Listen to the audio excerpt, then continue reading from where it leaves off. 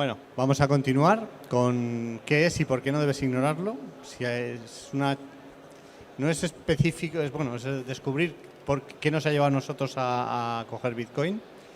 Yo os quería contar una cosa antes, que es un poco la transparencia a nivel económico de esto. Este stand es de Interdigital y nos lo cede a cambio de poner algún logo por ahí, pero ya está. El equipo de sonido son 600 euros por el equipo, la grabación 750, la promoción en Twitter 180, los speakers, viajes, alojamientos, fees y compañía 0 euros. Ningún speaker cobra nada por venir. Muchísimas gracias. De nada. Viene de Venezuela. No es proceso, pero viene de Venezuela.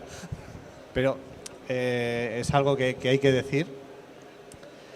El equipo de Gojaro Home montando, haciendo los diseños, lo otro de más allá, pues también hemos echado unas horas a tal. Y dices, ¿y por qué hacéis esto? ¿Para qué lo hacéis? ¿Cuáles son los patrocinadores? Pues casi hubo un patrocinador, pero al final no quiso tal. Patrocinadores cero, entradas cero. ¿Cuáles son los ingresos? Los ingresos es la capacidad de crear una comunidad, un catalizador de esta independencia financiera que vemos los bitcoiners.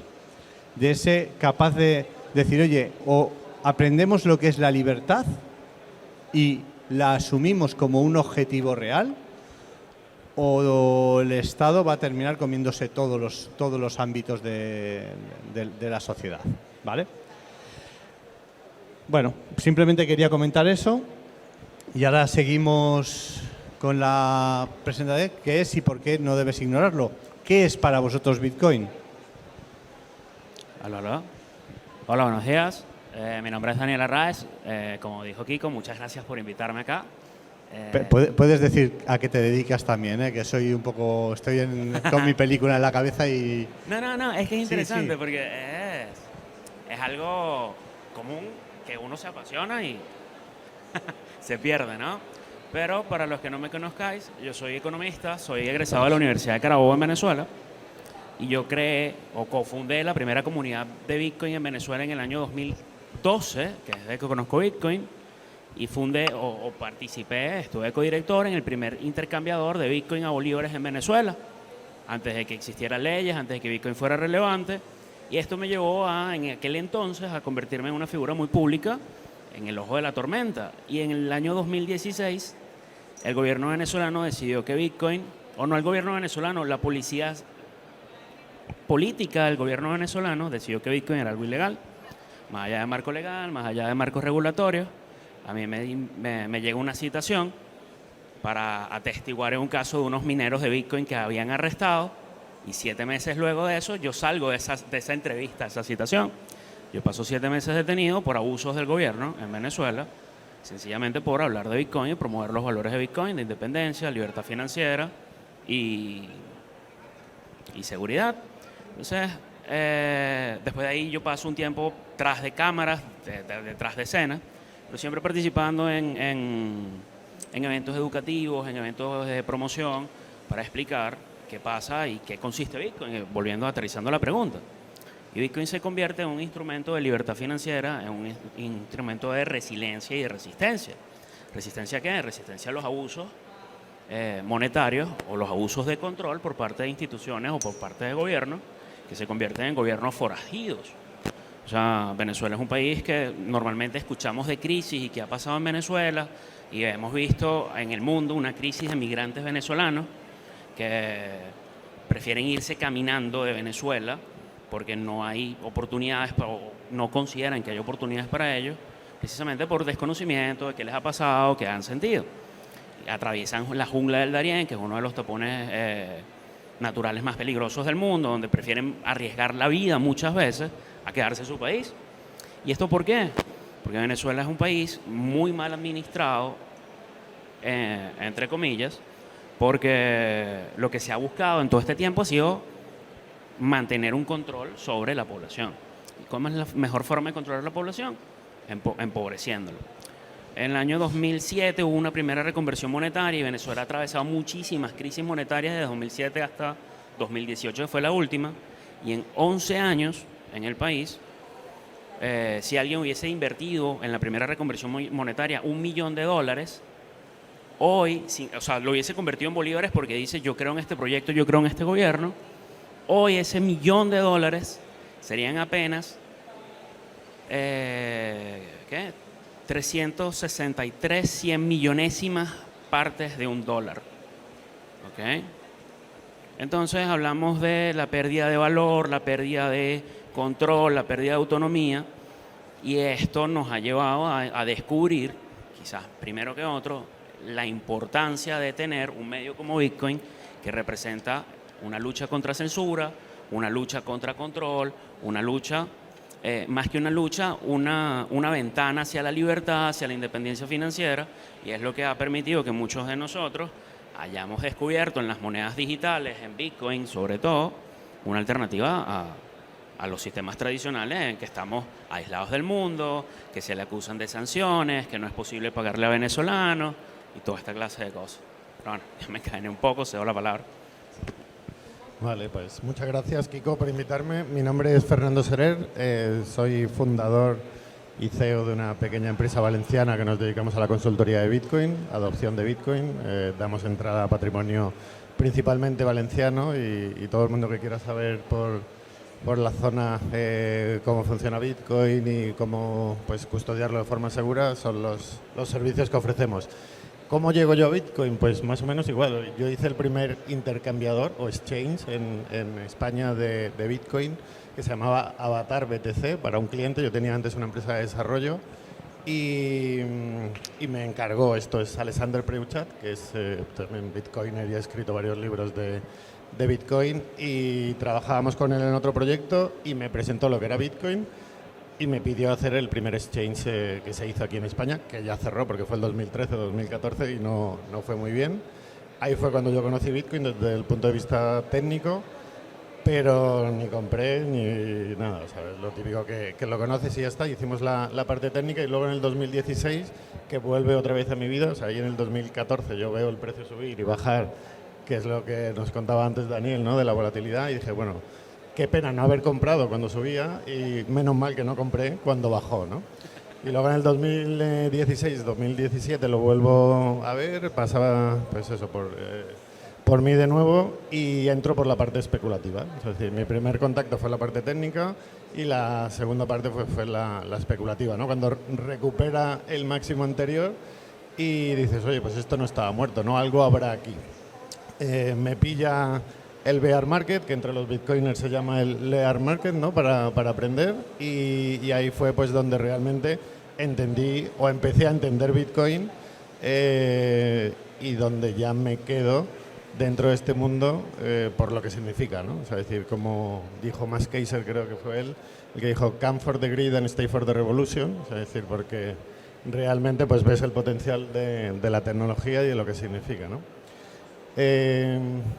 Yo venía un poco pensando en la pregunta de qué es Bitcoin, ¿no? y obviamente pues tiene muchas posibilidades de responder esa pregunta, pero siendo bitcoiner desde aquí, la respuesta más sencilla sería la libertad, o sea, es decir, es libertad. Sin entrar en la descripción técnica y la definición técnica de lo que podría significar Bitcoin, pero Bitcoin es libertad. Bitcoin nos permite hacer muchísimas cosas que de otra forma no podríamos hacer. Proteger nuestro patrimonio, poder desplazarnos, impedir abusos de gobiernos, etcétera. O sea, decir que para mí la respuesta corta de qué es Bitcoin sería eso. Bueno, buenos días, gracias por atendernos.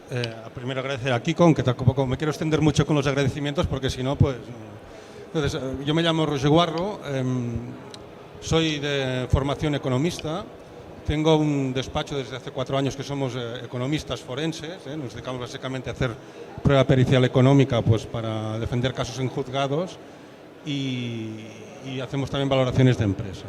Entonces, os explico brevemente porque es que mi perfil es un poco diferente de los dos compañeros de mesa, porque, a ver, yo de las cosas que desde siempre me ha llamado la atención, que imagino también fue esto porque estudié económicas, aunque no me he dedicado a eso luego profesionalmente, fue todo el tema de los mercados financieros, ¿vale? Entonces, yo toda la broma esta del trading, del charting y demás, pues lo hacía muy bien. Bueno, lo hacía muy bien. Ya lo hacía con acciones, lo cual me permitía perder dinero, porque otra cosa no sabía hacer, la verdad. ¿Vale? Hasta que descubrí un método de inversión, que es el método de inversión por dividendo en bolsa, y allí empecé a dormir tranquilo. En esa época también me acuerdo con Kiko que teníamos discusiones acerca de los bancos, porque yo tenía acciones de Santander, y él me decía más, yo creo, desde un punto de vista de cliente y con más experiencia que la mía, oye, esta gente pues engañan un poco, no demasiado. Él lo dijo más elegantemente, yo podía decirlo a mi manera, me lo voy a ahorrar. Ahí te tengo que pedir disculpas porque tenías tu razón, te la tengo que dar y que reconocer, ¿vale? Porque una de las cosas que hacíamos digo, en casa, a nivel privado, a nivel de familia, ¿no? Pues también invertir en acciones de Santander, y había cosas que no se entendían, ¿no? Y una de las cosas, por ejemplo, era la inflación en el número de títulos que tenía Santander, lo cual, si los beneficios de la empresa no crecían, pues terminaba provocando también una caída del precio de la acción. Bueno, vendí las acciones de Santander amorosamente, con lo cual volví a dormir tranquilo. Entonces, en el 17, yo creo que fue justo antes de la primera gran subida, ¿no?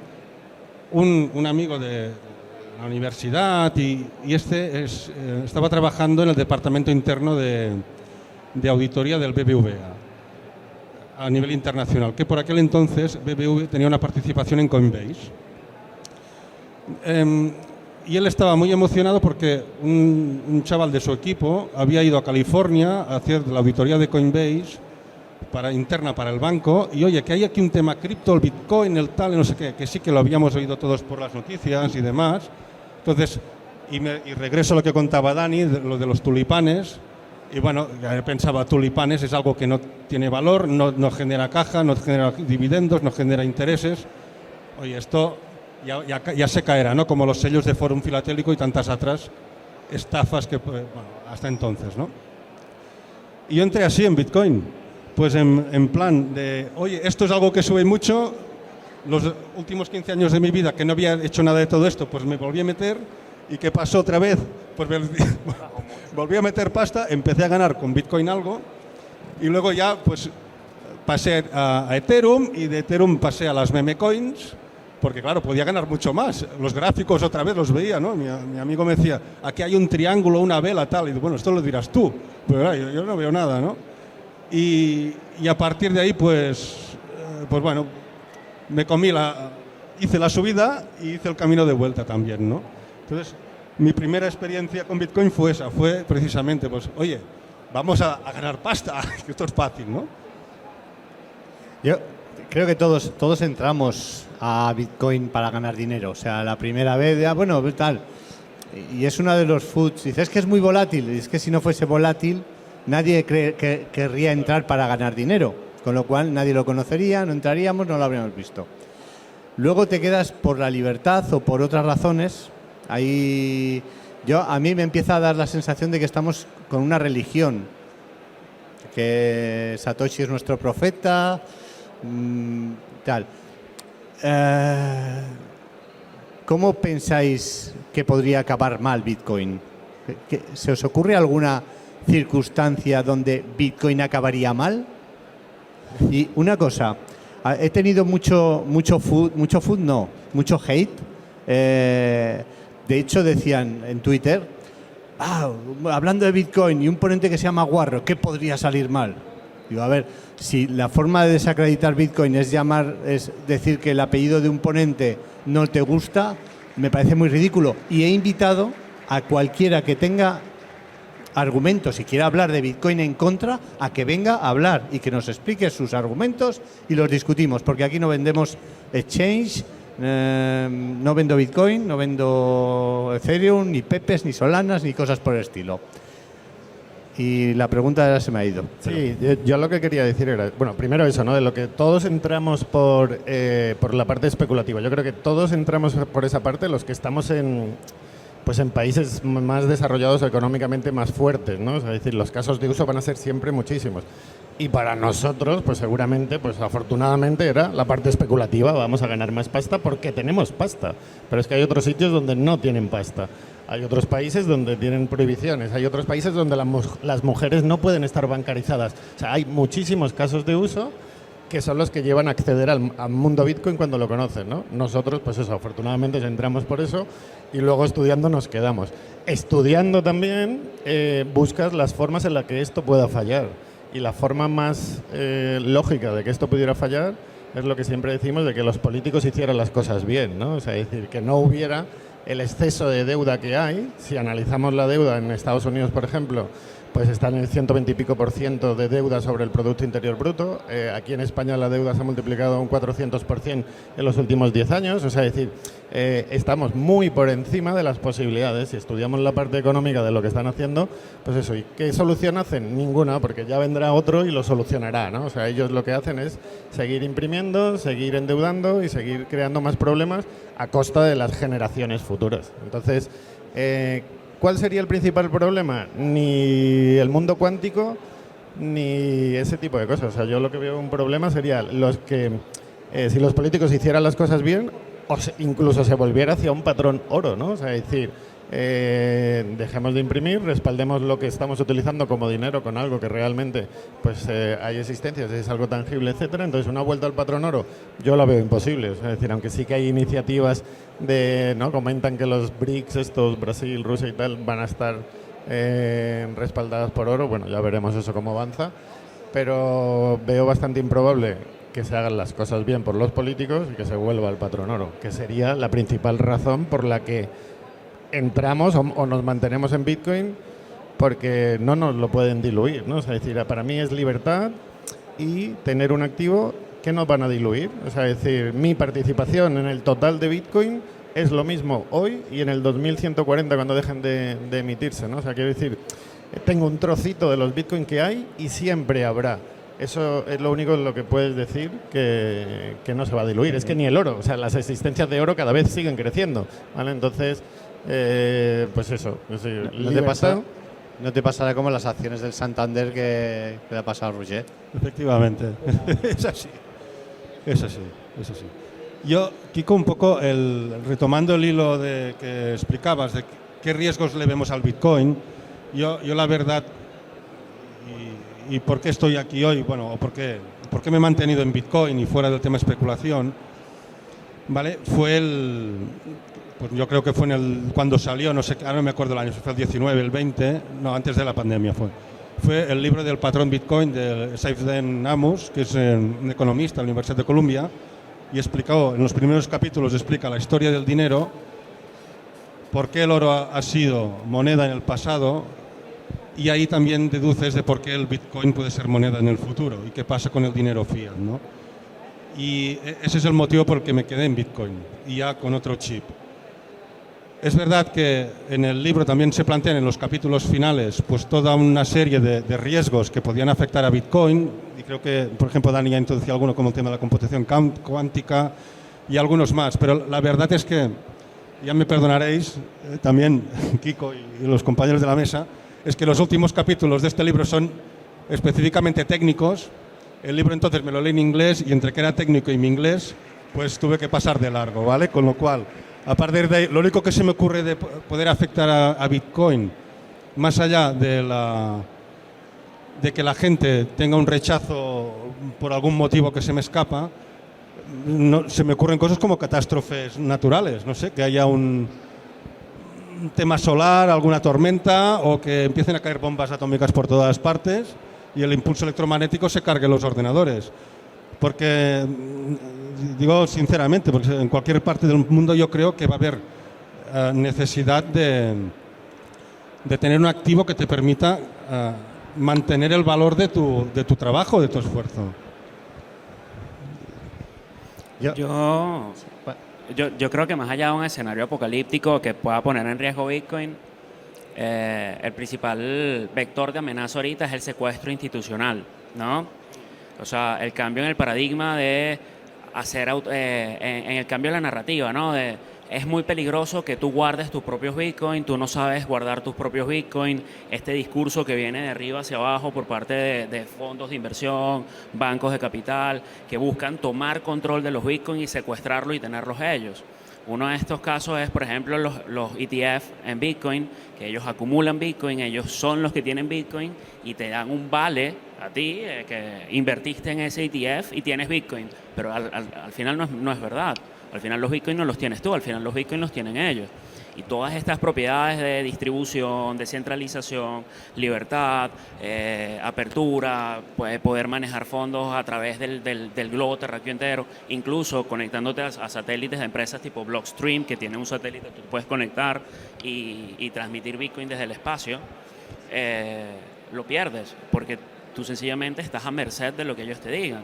Y una vez ellos hagan control de la mayoría de los Bitcoin en circulación, y la red empiece a dejar de ser una red descentralizada y distribuida, sino que se convierta en una red concentrada, el que puede cambiar la norma es quien tenga la mayoría. Y entonces eso yo creo que es uno de los escenarios más peligrosos a los que nos enfrentamos ahora, tangibles y reales, porque se pone en riesgo la libertad y la independencia. Ya uno delega la responsabilidad de la custodia a un tercero. Y como ha pasado muchas veces, ¿cuántos bancos no han quebrado porque han malversado los fondos de los clientes, han tomado malas decisiones financieras y después le dicen, ay, disculpe, perdimos el dinero, hagan una fila aquí y ya lo recuperaremos? O crisis financieras globales como la del 2008 o como la de 2012, que por ejemplo los chipriotas no podían retirar del banco más de 100 euros al mes. O sea, tú tenías tu dinero secuestrado por el banco y si tú te querías ir de Chipre y usar tus fondos no podías. Entonces, son situaciones que han pasado antes y que ahora con esta nueva movida hacia la institucionalidad, confía en los bancos, los bancos son ahora quienes van a cuidar tus Bitcoin, quienes van a cuidar tu dinero, la ignorancia entre la población, esta predominancia de no saber hacer las cosas, este miedo de aprender algo nuevo, de enfrentarse a lo desconocido y romper nuestras barreras y reaprender conceptos como custodia de fondos, transmisión de dinero, cómo funciona el dinero. Son cosas que como sociedad no estamos acostumbrados. Es que claro, nos han llevado...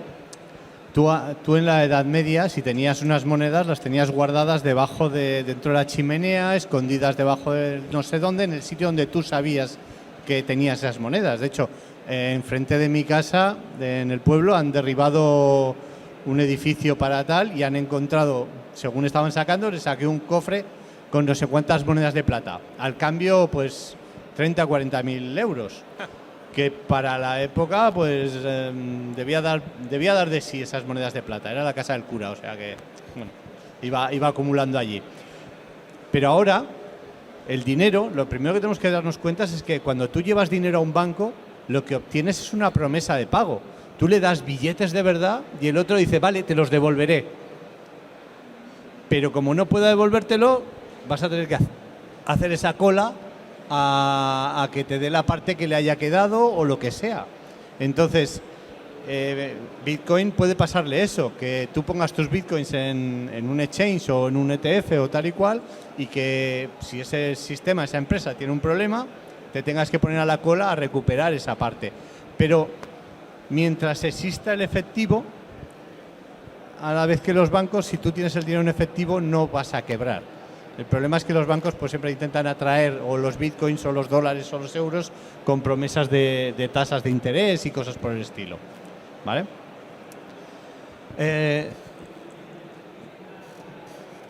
Yo creo que en general todos entramos por la especulación y terminas quedándote por la libertad o similares. Voy a hacer una pregunta un poco más comprometida. No os voy a preguntar cuántos bitcoins tenéis, ya sé que hay muchísimos más que yo. O sea, si hay que secuestrar a alguien, aquí, yo... no, la pregunta es, ahora estamos en un momento que, bueno, para pasar el halving, pues la narrativa es que va a subir y llegará a no sé cuánto o no sé cómo, llegará hasta donde tal, y luego bajará porque habrá más adopción y entonces volverá a subir. ¿Tenéis intención de vender vuestros bitcoins en algún momento de los próximos 2 años? excluyendo la situación de es que tengo que operarme porque tengo que pagarlo, ¿vale? Yo creo que en este aspecto es un poco complicado porque no todos tenemos las mismas fuentes de ingresos. Cuando yo empiezo a trabajar con el intercambiador en Venezuela, después empiezo a trabajar con la casa de software que hacía todo este código para intercambiadores, teníamos presencia en Chile, en Brasil, en Vietnam, en Pakistán, todas economías en conflicto. Yo llegué al acuerdo de yo recibir mi paga en Bitcoin. O sea, ¿cuál es la idea de pregonar que tienes el mejor dinero del mundo o que tienes el mejor tipo de dinero y tener tu escala de valores en otra cosa? O sea, pensar en Bitcoin y decir, mira, Bitcoin es lo más importante y medir mi patrimonio en dólares a mí me parece contradictorio, ¿no? O sea, yo no voy a hablar de, mira, tengo Bitcoin o uso Bitcoin, usen Bitcoin, Bitcoin te da libertad, pero entonces mides todo en dólares, en euros, en yuanes, en reales, en moneda fiduciaria. Más aún viniendo de una economía devastada como la de Venezuela, que esto, ¿no? $1 millón al cabo de 11 años puestos en bolívares eran 13 millonésimas partes de $1. O sea, entonces ver cómo el dinero fiduciario, el dinero estatal, el dinero que te dicen esto es dinero y úsalo, pierde valor en el tiempo. La especie no importa, o sea, llámalo dólar, llámalo real, llámalo peso argentino, llámalo peso chileno, llámalo guaraní paraguayo, siempre va a ir perdiendo valor. Entonces, usar Bitcoin parte también de gastar Bitcoin, porque eso te da el intercambio de la red, potencia el efecto red, mantiene los mineros minando transacciones. Si Bitcoin pasa por un efecto de no usarse, no distribuirse, no entregarse, entonces ya pierde la propiedad de dinero. La idea de tener un depósito de valor, o sea, la idea de tener o llamar algo dinero es porque tiene que cumplir con las propiedades de dinero, ser un medio de intercambio, ser un depósito de valor y poder ser un patrón de pagos diferidos en el tiempo. Entonces, quedarse solo con una de las propiedades de dinero es mermar qué hace Bitcoin y qué no hace Bitcoin. Entonces, en este aspecto, gastar Bitcoin me parece que forma la misma dinámica de acumular Bitcoin y mantenerlo. Es que es eso, vender Bitcoin no, o sea, decir, comprar euros, ¿no? Es decir, al final claro, entonces comprar euros estás comprando algo que no mola, ¿no? Entonces, es gastar Bitcoin, es lo que yo diría, o sea, decir, cambio mis Bitcoin por algo. Me compro, pues, no sé, por ejemplo, a mí me encanta el mundo camper, pues una camper mejor, ¿no? O otra cosa, es decir, lo que estás haciendo con Bitcoin es poder desplazar el valor de tu trabajo, que comentábamos antes, en el tiempo, sin pérdida de poder adquisitivo. Entonces, pues obviamente, si tienes muchos ingresos o no necesitas tocar tu patrimonio o intercambiarlo en un futuro por otras cosas, pues perfecto, vas acumulando y ya está. Pero bueno, también hay que vivir, te gusta comprar cosas, etcétera, ¿no? Entonces, pues llega momentos en los que sí que te planteas ventas que son gastos, ¿no? Es decir, al final te deshaces de parte de tus Bitcoin para comprar cosas. De la misma forma, yo compro paulatinamente Bitcoin, o sea, es decir, siempre vas comprando Bitcoin porque lo que quieres es eso, desplazar. O sea, lo que yo hago es vender euros, es decir, me quito los euros de encima, que es lo que pierde poder adquisitivo, te quedas con lo que necesitas, has trabajado, tienes un ingreso, te quedas con lo que necesitas para vivir, para pagar facturas, etcétera, etcétera, y el resto pues lo acumulas en un activo que sabes que se va a ir apreciando con el tiempo por las características que tiene Bitcoin. Entonces es mucho mejor activo que el dinero fiduciario, con lo cual lo transportas en el tiempo con ese vehículo. Y llega el momento en el que quieres utilizarlo, pues lo utilizas gastándolo y comprando cosas. En los próximos 2 años, pues seguramente sí, ¿no? Porque también los que llevamos un tiempo dentro y demás, pues cuando vemos que se llegan a valoraciones altas, pues dices, pues a lo mejor ahora es el momento de comprarme algo que me apetecía y lo gasto comprando eso, ¿no? Es decir, que no venderlo todo, ni muchísimo menos, simplemente pues gastar una parte, o sea, decir, lo que decía, y luego volveré a comprar, quiere decir que siempre, yo estoy comprando siempre, es decir, siempre vas acumulando porque es el mejor vehículo que hay para transportar el valor de tu trabajo. Ya está. A ver, bueno, es que sí. Dentro de los próximos años, vender Bitcoin. Bueno, yo antes parte de, bueno, de dos premisas que más o menos ya han salido por aquí, ¿no? La primera es que yo sé que el año pasado un Bitcoin valía un Bitcoin, hoy vale un Bitcoin, y dentro de 3 años un Bitcoin valdrá un Bitcoin, ¿vale? Esto es lo primero. Lo segundo que también sabemos es que hoy un euro, o con un euro mejor dicho, puedes comprar un 30% menos de productos y de servicios que hace 3-4 años, un 30% menos. Solo tenéis que ir a ver lo que cuesta el aceite de oliva hoy, el que valía hace 4 años, ¿no? Que es un poco, sin ser tan bestia como lo que explicaba Daniel, pero también vamos a la 13 millonésima parte del dólar, ¿no? Con lo cual, ¿yo qué espero estar haciendo en los próximos 2 años? Pues mira, creo que hoy es 13, 14, el día 15 voy a comprar bitcoins, bueno, se van a comprar solos, el día 1 se va a volver a comprar y el día 15 del mes siguiente y así voy a seguir. Y esto un poco por la parte esta de intentar conservar algo del trabajo, porque al final pues vivimos de nuestro trabajo, ¿no? Y después yo creo que dentro de los 2 años lo que viene en el horizonte, que creo que voy a abrir un melón y no sé si Kiko te quiero pisar un poco el tema, pero parece ser que van a venir las CBDCs. Con lo cual, todo lo que no esté fuera del sistema ya no va a poder estar difícilmente. Con las CBDCs, las monedas centrales ¿cómo se llama esto? CBDCs digitales, monedas digitales de los bancos centrales. Claro, ya a partir de que esto se adopte por todos, por el público, pues bueno, ya, si ahora digamos de alguna manera ellos ya saben por vía de declaración de la renta cómo ganamos nuestro dinero, con las CBDCs van a saber en qué lo gastamos. Va a ser un poco, bueno, y si queréis podemos hablar un poco de esto. Sí. Y esto es uno de los motivos por los cuales no voy a vender Bitcoin en los próximos 2 años. Voy a seguir gastando mis euros depreciados, que seguramente me voy a endeudar más para comprar cosas en unos euros para poderlos devolver con unos euros devaluados, ¿no? En el futuro. Un poco más. Yo el otro día hice el cálculo con la inflación calculada. Desde que tenemos euro hemos perdido un 53% del valor. O sea, si tú cuando llegan los euros te cambias tu dinero, lo pones todo, lo tienes en euros y lo dejas en el banco o en billetes dentro de una caja fuerte o debajo del colchón, donde quieras. Han pasado 24 años, 25 años y con ese dinero compras la mitad de lo que comprabas hace 25 años. Quiere decir que si tú estás ahorrando para cuando me quiero jubilar, pasan 50 años y el dinero que ahorraste hace tal, no te ha guardado las mismas horas que tú dedicaste para recuperarlas cuando te vas a jubilar, ¿vale? Y eso que estamos con una moneda donde en España, en Estados Unidos, en Europa, tenemos unas monedas que se llaman fuertes, ¿vale? Que aguantan el valor. Ahora vete con este señor a los bolívares, que en 11 años ha pasado de $1 millón, ha pasado a valer nada. O sea, no te doy ni una patada. Gasto más energía en darte una patada que lo que vale ese cambio a bolívares. Y lo mismo les ha pasado en Argentina con los pesos y en muchos otros países, la lira, en Turquía.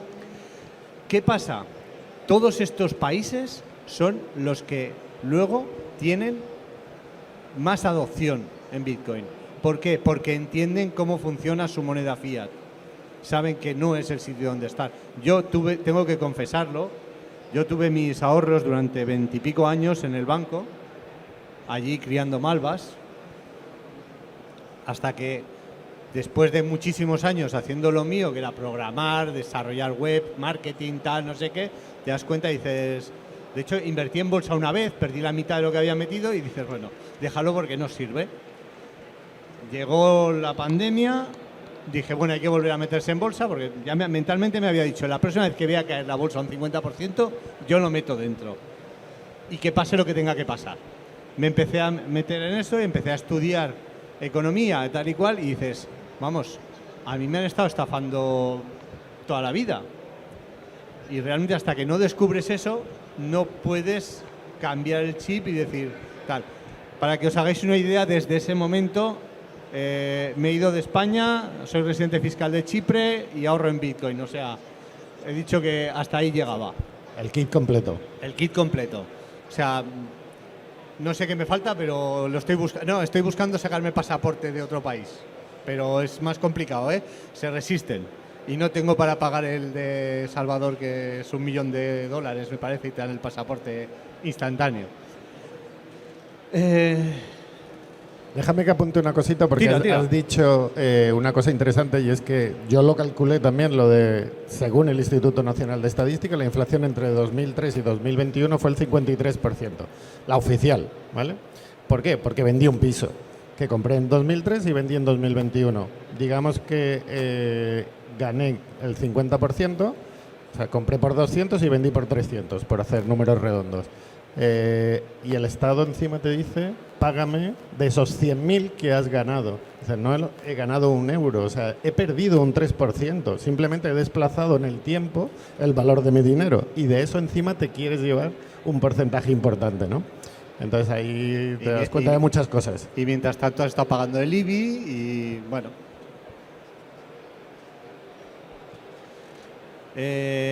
Yo siempre tengo escrito un post incluso en mi web, en kiko.es, que ¿por qué a los economistas les cuesta tanto entender Bitcoin?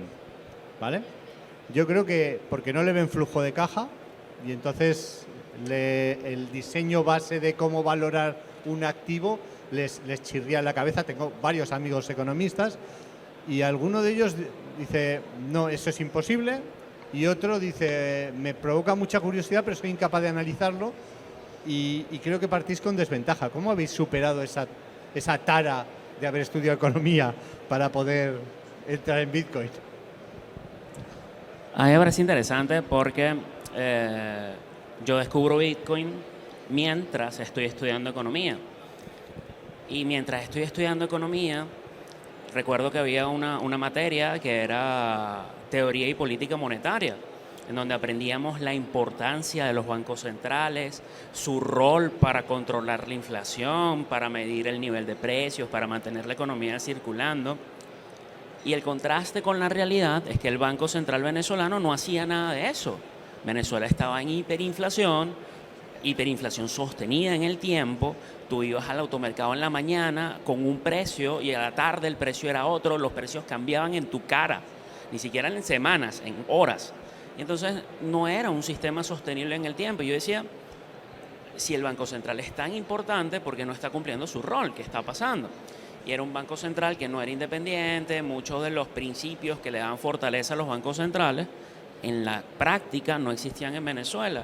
Y Bitcoin, por contraste, ofrecía un sistema descentralizado, resistente a la censura, resistente al cambio, que cuando lo estudiamos como más allá de la moneda Bitcoin, sino el sistema monetario Bitcoin, cobraba sentido. Volviendo un poco a la pregunta, yo pienso que el tema con los economistas es que pasamos la vida estudiando algo de profesión y que estamos enfrentados ahora a un cambio de paradigma, ¿no? Siempre hemos creído, el dinero ha precedido la sociedad moderna tal cual la conocemos, y fue lo que nos llevó al nacimiento de la civilización, ¿no? La invención del dinero. Antes, yo no he visto registros de que existieran tribus civilizadas que utilizaran fuentes como trueque o la doble preferencia de gusto. A lo que surge el dinero, a lo que empezamos a darle valor a fichas, que podríamos intercambiar valor por trabajo en estas monedas, en estas fichas, es que la sociedad empieza a configurarse y pasamos toda una historia de civilización entendiendo que el dinero es una especie emitida por una figura de autoridad, y Bitcoin rompe de plano esto y nos dice, no hay una autoridad, Bitcoin no se va a emitir de una forma descontrolada, Bitcoin no va a poder ser cambiado, va a tener un techo, va a ser finito, va a ser escaso, y el modelo de distribución va a ser tal. Y esto choca mucho con el concepto que los economistas tienen o tenemos de la necesidad de una figura autoritaria que organice y que ordene los intercambios dentro del sistema, dentro del país, dentro del territorio. Entonces, haber estudiado algo toda tu vida y que de repente tú te enfrentes a la posibilidad de que esto sea distinto, obviamente va a causar rechazo, el rechazo a lo desconocido, y me imagino que como seres humanos tendemos esta costumbre de anclarnos a lo que nos da seguridad. y que nos ha dado más seguridad que saber que toda nuestra civilización se ha basado en un tipo de dinero. Entonces, yo creo que en este concepto, el tener una mente abierta, el dedicarse a entender algo distinto es muy importante y es muy diferente tratar de entender Bitcoin si no entendemos dinero, si no entendemos del sistema financiero, así ya tenemos una base que nos sesga a nivel de conocimiento. Sí, a ver, yo voy a romper una lanza. ¿Tú eres economista también? No. Pero bueno, estudio economía. Yo soy licenciado en marketing. Soy de la parte de marketing. Pues somos de los que nos da igual todo y... También eres economista, pero entonces. estudié economía en la carrera un par de años, sí. Economista de titulación no, pero economía sí. Pero tampoco, eso, dice, romper una lanza a favor de los economistas, porque no son solo los economistas, o sea, nadie entiende Bitcoin. O sea, nadie entiende Bitcoin. Es que es imposible entenderlo. Yo no lo entendí, tú no lo entendiste. O sea, a ti te pagaron con un USB o te querían pagar, ¿no? Que lo has contado alguna otra vez, un trabajo y dijiste, ¿esto qué es? Esto es digital, esto se puede copiar. ¿Cómo me vas a pagar en algo que es digital y se puede copiar, ¿no? Entonces, nadie entiende Bitcoin y yo, ahora que, pues eso, me dedico profesionalmente a la adopción de Bitcoin, yo tengo presentaciones donde pongo a Michael Saylor, CEO de MicroStrategy, la empresa pública norteamericana con más Bitcoin en sus balances, que en 2013 dijo en un tuit, y lo tiene publicado, no lo ha borrado el tío, el destino de Bitcoin, los días de Bitcoin están numerados. Es decir, esto va a acabar igual que las apuestas online. Vale, y ese tuit lo sigue teniendo ahí porque obviamente es una muestra del cambio, y él lo dice, es que yo no sabía lo que era el dinero. O sea, lo primero es, ¿qué es el dinero? Y empiezas de ese hilo y ya empiezas a caer en madrigueras apasionantes, ¿no? Entonces, nadie entiende Bitcoin, no pasa nada. O sea, es decir, nadie, absolutamente nadie entiende Bitcoin a la primera. O sea, yo no lo entendí, Michael Saylor no lo entendió, el amigo Larry Fink, CEO de BlackRock, tampoco lo entendió porque lo dijo, o sea, solo sirve para lavar dinero, etcétera, etcétera, y ahora está diciendo que es el oro digital. O sea, es decir, no pasa nada, no se entiende Bitcoin. A la gente le llegará el turno de entender Bitcoin cuando tenga necesidad de utilizar algo para trasladar el valor de su trabajo en el tiempo, porque se tiene que ir al extranjero, como pues ha pasado en Ucrania, que decía Dani, porque la inflación del país es galopante y está pues eso, destruyendo los ahorros de la gente, porque soy una mujer y estoy en un país donde no me dejan ahorrar porque no me dejan abrir una cuenta, etcétera, etcétera. Entonces, bueno, pues ya poco a poco la gente irá entendiendo Bitcoin y ya está. Nuestra labor es hacer este tipo de sesiones y de talleres para que la gente lo vaya entendiendo. Así que no pasa nada, señores economistas, que nadie entiende Bitcoin, ¿no? A ver, yo, de hecho, Bitcoin, y ligando un poco también con los flujos de caja y demás, ¿no? Hostia, ¿cómo se valora esto? Yo creo que primero hay que separar moneda de inversión, ¿vale? Entonces, para mí el Bitcoin no es una inversión. Efectivamente es una reserva de valor, ¿no? Lo que estamos contando los compañeros, ¿no? De poder trasladar el valor de nuestro trabajo a lo largo del tiempo. Entonces, esto básicamente viene por aquí, el asunto, no tanto plantearlo cómo puedo valorar el Bitcoin, sino, oye, no, el Bitcoin no se valora, un Bitcoin es un Bitcoin, punto. Lo que sí sé, y perdonad que me repita, es que el euro va a valer menos en el futuro, ¿no? Con lo cual voy a perder poder adquisitivo. Yo el momento de entendimiento del Bitcoin fue leyendo el libro que os explicaba también de un economista, del patrón Bitcoin, ¿no? Del profesor de Columbia, libanés. Esto, y hay otro punto también que hizo el clic, que es que se lo tuve que explicar a un abogado de 70 años que tampoco entendía el Bitcoin. ¿Esto del blockchain qué es? Y digo, hostia, imagínate un libro gigante de contabilidad, un libro diario de contabilidad.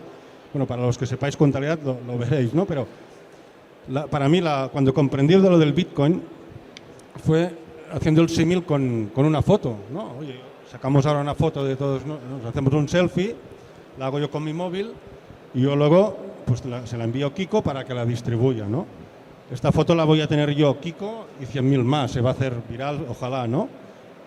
Claro, con el Bitcoin no pasa eso. Si yo le envío la foto, yo dejo de tener esa foto. Este es el tema. Yo ya no tengo esa foto, la tiene Kiko.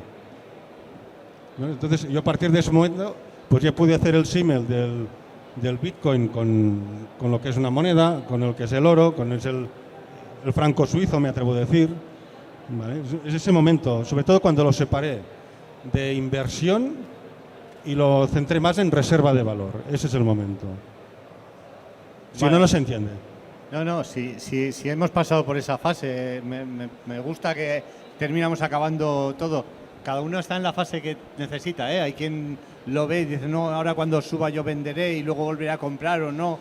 O sea, son momentos vitales distintos, es decir, bueno, pero el momento en que entiendes cómo funciona el dinero es cuando también saltas y dices, a ver qué está pasando. Quería seguir hablando y del tema CBDCs, me habría gustado también meternos ahí a caña porque, ojo lo que viene por ahí. Marta tiene una charla esta tarde a las 5 menos 20 sobre CBDCs, que eso ya, no sé si llamarlo dinero, ella dice que son vales del Estado, ¿vale? Son vales del Estado, dice, vale por 5 euros y caduca o solo para comprar o al final los vales pueden venir con condiciones, ¿vale? Perdona, Kiko, escuché también a un economista, Daniel Lacalle, que la mencionaba. Las CBDCs decía que son, no es dinero, sino que son monedas es vigilancia disfrazada de dinero. ¿Vale? Es vigilancia disfrazada de dinero. También. Ya ni vales. No, es que es vigilancia. Porque va a depender del humor de alguien que te desactiven la cartera, como pasa con el Tesla, que también te lo pueden desactivar desde casa si quieren, ¿no? No, sí, es que tiene muchísimas implicaciones. Yo no creo que en 2 años, yo creo que en 2 años a lo mejor están funcionando. No nos habrán metido en las CBDCs a muerte ahí. No, es que hay que hacerlo todo así. Y seguramente tendrás que utilizarlas para pagar los impuestos o lo que sea. Pero de ahí a adopción masiva, creo que un poquito más de margen, yo me resistiré. Yo ahora estoy dejando de pagar con tarjeta y pagando con efectivo porque dices, por llevar la contraria, básicamente. Sobre el tema de la CBDC, que se habla ahorita que está en boga, a mí me gustaría recordar que en 2018 el gobierno de Venezuela creó una criptomoneda gubernamental que, si nos ponemos técnicamente, es la primera CBDC.